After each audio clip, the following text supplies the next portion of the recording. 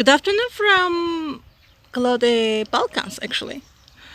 Uh, as you know, previously I shared how to make the grafting a few times, and actually, this beautiful rose is one of the results of the grafting. There was a rose hip plant here. Normally, neighbors said that I have to cut and get rid of this, blah blah blah. Instead of that, I cut them, but also I, oppa, I grafted them.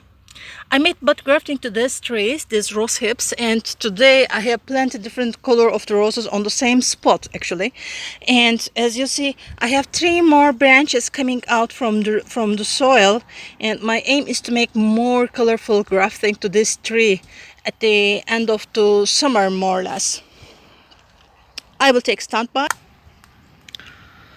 As I mentioned previously, you can use several techniques to multiply your plants. One of them is air layering. What is air layering? Actually, you are growing a tree from another tree without cutting that. As you see here, some roots started to grow and more visible now. Normally, I made grafting to this tree, as you see, but the graft grow more than the main tree. Hence, instead of cutting and getting rid of this, putting into the bin, I wish to evaluate it, and I made air layering to the 2 branches. Seems as roots are growing very well, and more or less at the end of the summer, let's say October, I will be able to cut it off and grow and plant to the soil.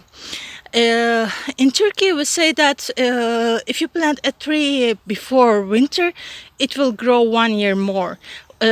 Actually, during this winter season, the plants are growing their roots, which means in the spring they are more stronger and more alive. That's why if you plant your plants, your trees, at the end of the summer, it will be much more stronger than the spring ones. During the spring and summer, the trees are growing their leaves. That's why the roots can stay a bit weaker than the autumn ones. Another standby.